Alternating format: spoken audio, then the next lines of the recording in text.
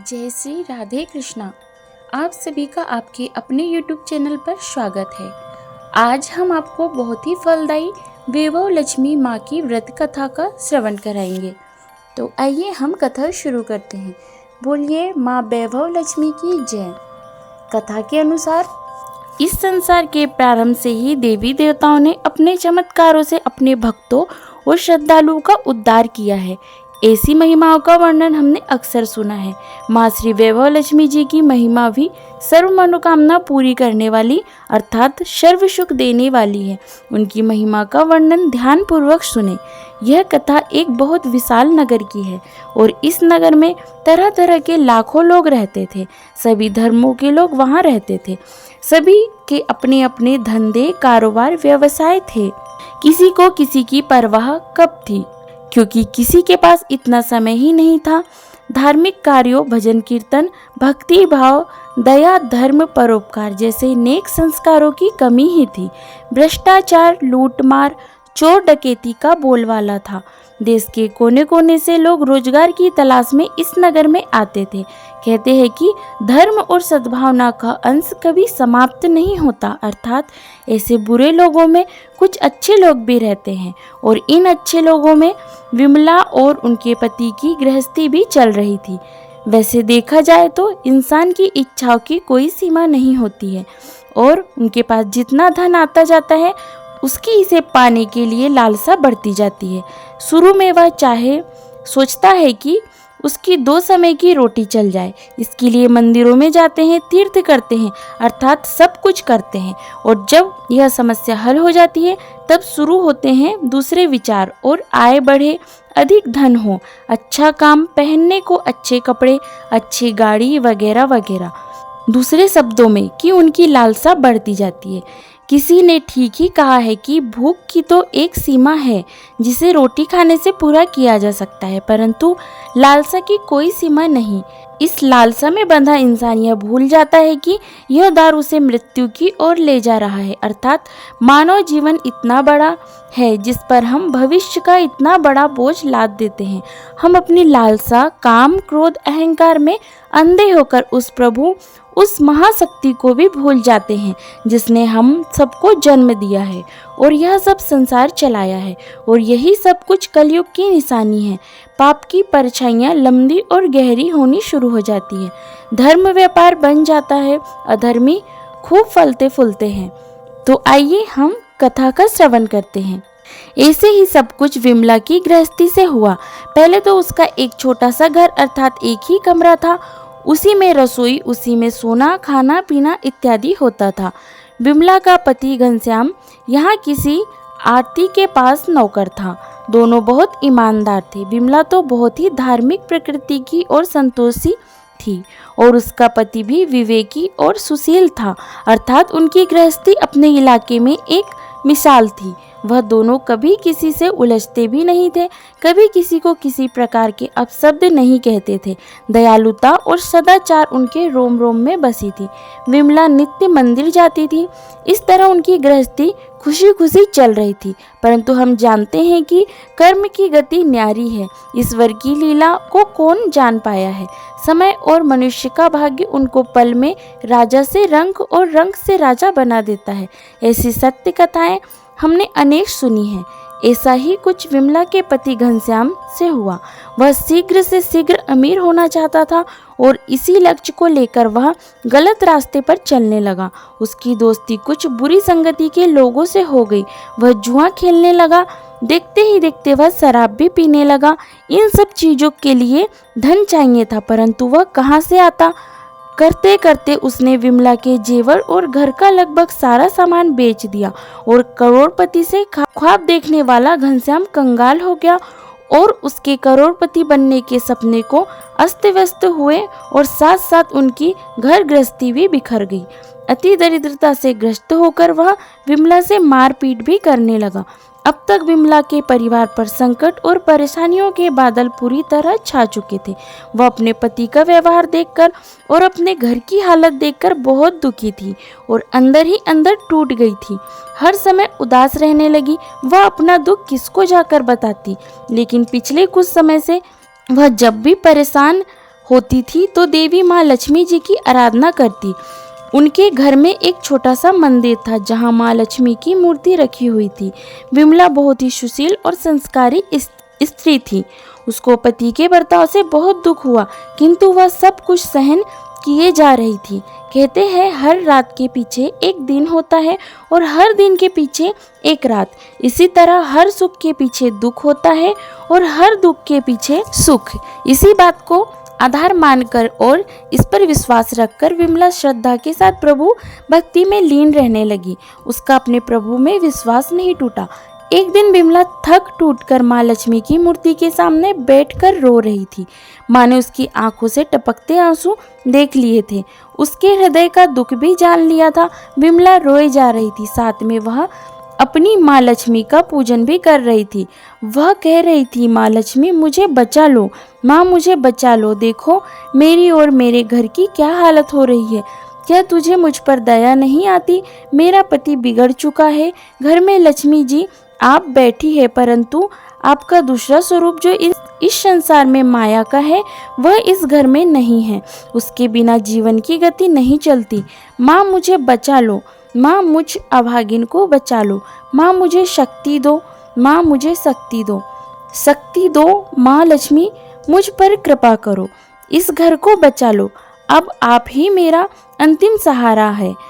तुमने मुझे ना बचाया तो मैं आपके चरणों में ही जान दे दूंगी। अब तो यही मेरा अंतिम निर्णय है। यह कहती हुई वह माँ लक्ष्मी की मूर्ति के आगे गिर गई। तभी किसी ने उसके द्वार पर दस्तक दी। विमला के अंदर न जाने कहां से अनजानी शक्ति आ गई।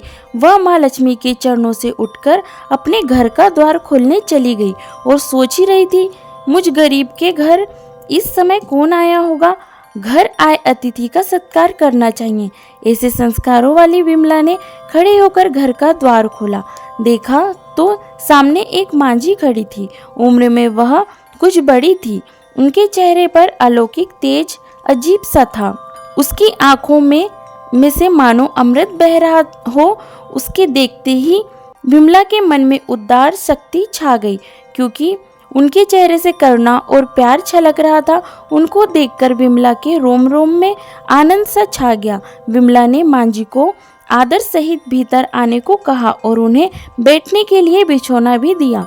आसन ग्रहण करने के पश्चात मांझी ने विमला से पूछा, क्यों मुझे पहचाना नहीं? विमला ने कुछ हिचकिचाहट के साथ कहा, माँ आपको देखते ही मुझे बहुत खुशी हो रही है, अपार शांति मिल रही है। ऐसा महसूस हो रहा है शायद मैं जिसे ढूंढ रही थी वह मुझे मिल गई, पर मैं आपको पहचान नहीं सकती। मांझी ने हंसकर और प्यार से कहा, क्यों मुझे भूल रही हो? हर शुक्रवार को माँ लक्ष्मी जी के मंदिर में भजन कीर्तन होते हैं, तब भी मैं वहीं होती हूँ। वहाँ हम हर बार मिलते हैं। जब से पति ने गलत रास्ता अपनाया था, विमला ने मंदिर जाना भी छोड़ दिया था। वह किसी से मिलती भी नहीं थी, यहाँ तक किसी से नजर मिलाने में भी वह संकोच करती थी। तभी मांझी ने प्यार से कहा, तुम लक्ष्मी जी के मंदिर में कितना मधुर से कीर्तन करती थी, भजनों से सभी का मन मोह लेती थी। अब तुम वहाँ दिखाई नहीं देती। तुम किस हालत में हो इसे देखने के लिए मैं खुद आई हूँ। मांझी के मुख से इतने प्रेम भरे शब्द सुनकर विमला का हृदय गदगद हो उठा, क्योंकि जिस हाल में विमला रहती थी उस हाल में मांझी से इतने करुणा भरे शब्द उसके लिए जैसे रोते विलखते हुए बच्चे के लिए माँ की गोद के समान थे। विमला की आंखें आंसुओं से भर गई। मांझी के सम्मुख बैठकर वह विलख विलख कर रोने लगी। यह सब देख मांझी ने विमला की पीठ पर प्यार भरा हाथ फेरकर सांत्वना देते हुए कहा, बेटी यह संसार तो सुख और दुख का संगम है। सुख और दुख तो धूप और छांव के समान है। जैसे रात के पीछे दिन और दिन के पीछे रात आती है, वैसे ही हर सुख के पीछे दुख और दुख के पीछे सुख आता है। धैर्य से काम लो बेटी, बता तुझे क्या दुख है। इतनी बात सुनकर विमला ने अपनी अवगति की पूर्ण कथा मांझी को बता दी। बेटी कर्म की गति न्यारी होती है।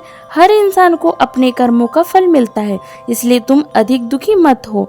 अब तुम अपने बुरे कर्मों का फल भुगत चुकी हो, अब तुम्हारे अच्छे दिन आने वाले हैं। तुम तो माँ लक्ष्मी की भक्तिनी हो। माँ लक्ष्मी जी तो प्रेम और करुणा के अवतार है। यदि तुम अपने मन की शांति अथवा गृहस्थी चलाने के लिए लक्ष्मी जी को प्राप्त करना चाहती हो तो वैभव लक्ष्मी जी का व्रत करो। इस व्रत के करने से तुम्हारी हर मनोकामना पूरी हो जाएगी और तुम्हारे सब संकट दूर हो जाएंगे। वैभव लक्ष्मी का व्रत सुनकर विमला के चेहरे पर चमक आ गई। उसने बड़ी उत्सुकता से पूछा, यह व्रत कैसे किया जाता है, यह मुझे समझाइए, मैं यह व्रत अवश्य करूंगी। माँ जी ने बताया, बेटी यह व्रत बहुत सरल है। अगर इसे पूरे शास्त्रीय तरीके से पूर्ण विधि विधान से किया जाए तो माँ लक्ष्मी की अपार कृपा से घर में हर सुख संपत्ति और यश की प्राप्ति होती है। ऐसा कहकर माँ जी वैभव लक्ष्मी की विधि कहने लगी।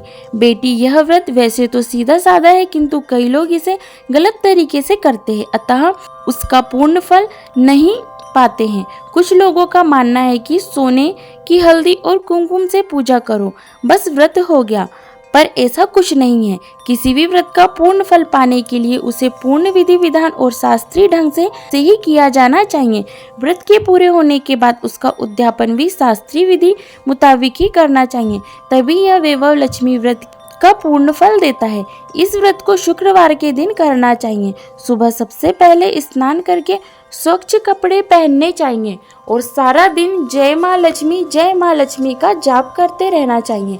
किसी की बुराई, निंदा, चुगली आदि का परहेज रखना चाहिए। शाम को पूर्व दिशा में मुंह करके आसन पर बैठ जाओ। सामने पाटा रखकर उसके ऊपर साफ सुथरा वस्त्र बिछाकर उस पर चावल का छोटा सा ढेर करें। उस ढेर के ऊपर पानी से भरा तांबे अथवा चांदी का कलश रखकर उस पर एक कटोरी रखो। उस कटोरी में सोने का कोई गहना रखो। अगर घर में सोना ना हो तो कोई चांदी का गहना रखो, और अगर चांदी भी ना हो तो रोकड़ या रुपया ही रखना चाहिए। तब घी का दीपक जलाकर धूप बत्ती सुलगा कर रखो। सिक्के की हल्दी, कुमकुम व गुलाल के फूलों से पूजन करें। एक पात्र में मिष्ठान या गुड़ रखें। माँ लक्ष्मी के कई स्वरूप है और माँ लक्ष्मी को श्री यंत्र अति प्रिय है, अतः वैभव लक्ष्मी की पूजन विधि करते समय सर्वप्रथम सच्चे दिल से श्री यंत्र और माँ लक्ष्मी जी की विविध स्वरूपों के दर्शन करो। उसके बाद लक्ष्मी स्तवन की स्तुति करें और लक्ष्मी चालीसा का पाठ करें। तत्पश्चात घी, आटे और चीनी को भूनकर बनाया गया प्रसाद, जिसमें केले के टुकड़े भी हो, माँ लक्ष्मी की आरती करके उस प्रसाद को श्रद्धापूर्वक लोगों में बांट दे तथा प्रसाद बांटते समय भी जय माँ लक्ष्मी बोलते रहना चाहिए। इस व्रत को इस विधि के अनुसार निरंतर 11, 21 या 51 शुक्रवार करना चाहिए। अगर आप में शक्ति हो तो सारा दिन उपवास करना चाहिए। सूर्यास्त होने के पश्चात माँ की उपासना करके जब प्रसाद बांट ले तो आप भी भोजन ग्रहण कर सकते हैं। बाद में माँ के आगे पड़े चावल पक्षियों में डाल दे तथा कलश का पानी तुलसी जी की क्यारी में डाल देना चाहिए। इस तरह शास्त्रीय विधि से व्रत करने पर उसका फल अवश्य मिलता है। इस व्रत के प्रभाव से सब प्रकार की विपत्ति दूर हो जाती है और आदमी मालामाल हो जाता है। संतान ना हो तो उसे संतान प्राप्ति होती है। भाग्यवती स्त्री का सौभाग्य अखंड होता है। कुमारी लड़की को उनका मनभावन पति मिलता है। व्रत पूरा होने पर अर्थात जितने शुक्रवार की मन्नत मांगी हो उसके पूरा होने पर व्रत का उद्यापन शास्त्रीय विधि अनुसार करना चाहिए। माँ जी ने कहा, यह विधि भी मैं तुझे बताती हूँ। आखिरी शुक्रवार को खीर अथवा नैवेद्य रखो। हर शुक्रवार की तरह पूजा विधि करनी चाहिए। पूजन करने के बाद नारियल फोड़े। 7 छोटी कन्याओं को घर बुलाकर उन्हें कुमकुम का तिलक लगाकर प्रसाद दे।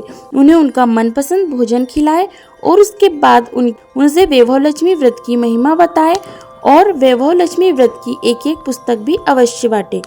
इस दिन और मित्र संबंधियों को भी अपना श्रद्धा और सामर्थ्य के अनुसार वैभव लक्ष्मी व्रत कथा की पुस्तक अवश्य बांटनी चाहिए। इसके बाद धन लक्ष्मी स्वरूप, वैभव लक्ष्मी स्वरूप माँ लक्ष्मी जी की छवि को प्रणाम करें। माँ लक्ष्मी जी का यह स्वरूप वैभव देने वाला है। प्रणाम करते समय मन ही मन भावुकता से माँ की प्रार्थना करते समय कहे, हे माँ लक्ष्मी, हे वैभव लक्ष्मी, मैंने सच्चे हृदय से आपका वैभव लक्ष्मी का व्रत पूरा किया है। हे माँ, हमारी जो भी मनोकामना आपने की हो वह बोलो। मनोकामना शीघ्र अतिशीघ्र पूरी करो। आप तो कल्याणकारी हो, हम सबका कल्याण करो। हे माँ, आपकी महिमा अपरंपार है। माँ जी के पास से सर्व मनोकामना पूरी करने वाले वैभव लक्ष्मी व्रत की शास्त्रीय विधि सुनकर विमला भाव विभोर हो उठी। उसको महसूस हुआ जैसे उसे सुख मार्ग मिल गया हो और अब तक तो वह ऐसे ही भटकती रही। उसने आंखें बंद करके माँ वैभव लक्ष्मी का ध्यान किया और माँ जी द्वारा बताए गए शास्त्रीय विधि और पूर्ण नियम अनुसार इस कल्याणकारी व्रत को 21 शुक्रवार करने का और पूरा होने पर इसका उद्यापन करने का संकल्प लिया। विमला ने संकल्प करके जैसे ही आंखें खोली तो उसके सामने किसी को ना पाया, अर्थात माँ जी ओझल हो गई थी। वह हैरान हो गई थी कि माँ जी कहाँ गई। तब वह समझ गई कि यह माँ जी और कोई नहीं थी, साक्षात लक्ष्मी माँ ही थी। विमला लक्ष्मी माँ की परम भक्तिनी थी, इसलिए लक्ष्मी माँ अपनी इस सच्ची भक्तिनी को रास्ता दिखाने के लिए माँ जी का रूप धारण करके विमला के घर आई थी। भाग्यवश अगले दिन शुक्रवार ही था। प्रायः ही विमला नहा धोकर कपड़ा पहनकर मन ही मन पूर्ण श्रद्धा से जय माँ लक्ष्मी का जाप करने लगी। सारा दिन उसने मन में कोई बुरा भाव नहीं लाया, किसी की बुराई निंदा चुगली नहीं की, अपना मन प्रसन्न रखा और प्रत्येक व्यक्ति से हंसते चेहरे से मिली। शाम होने पर विमला हाथ मुंह धोकर पूर्व दिशा की तरफ मुंह करके बैठ गई। अच्छे समय में घर के सोने के काफी आभूषण जेवरात थे, लेकिन बुरे समय और पति की गलतियों के कारण सब कुछ बिक चुका था। अब तक उसके हाथ की एक अंगूठी ही बची थी। विमला ने उस अंगूठी को निकाला, उसे अच्छी तरह धोया और एक कटोरी में उसे रखा। सामने पाटे पर साफ सुथरा वस्त्र बिछाया और उस पर कुछ चावल रखे और उस पर अंगूठी वाली कटोरी रखी और उसके बाद माँ जी द्वारा बताई पूर्ण शास्त्रीय विधि अनुसार वंदन, स्तवन और पूजन किया। यह सब करने के बाद उसने थोड़ी शक्कर ली और उसे प्रसाद में रखकर वैभव लक्ष्मी व्रत किया। उसके बाद उसने माँ लक्ष्मी की आरती की और माँ लक्ष्मी को प्रसाद का भोग लगाया। उसने स्वयं भी प्रसाद लिया। चावल उसने पक्षियों में डाल दिए, पानी तुलसी में डाला और मुंदरी हाथ में पहन ली। जब शाम को उसका पति घर आया तब उसने उसे भी माँ लक्ष्मी का प्रसाद दिया। जैसे विमला के पति ने माँ लक्ष्मी का प्रसाद ग्रहण किया, अचानक उसके व्यवहार में तब्दीली आ गई।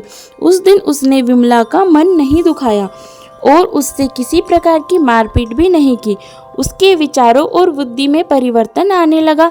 धीरे धीरे उसे अपने बुरे कर्मों का भी पश्चाताप होने लगा।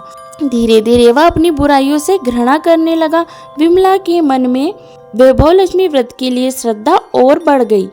विमला ने पूर्ण श्रद्धा और भक्ति भाव से मन्नत किए हुए 21 शुक्रवार तक वैभव लक्ष्मी का व्रत किया। अंतिम शुक्रवार को उसने माँ जी द्वारा बताए गए उद्यापन विधि अनुसार 7 कन्याओं को घर बुलाकर उनके चरण धोए, उन्हें प्रसाद दिया और सभी को वैभव लक्ष्मी व्रत कथा की एक पुस्तक भी उपहार में दी।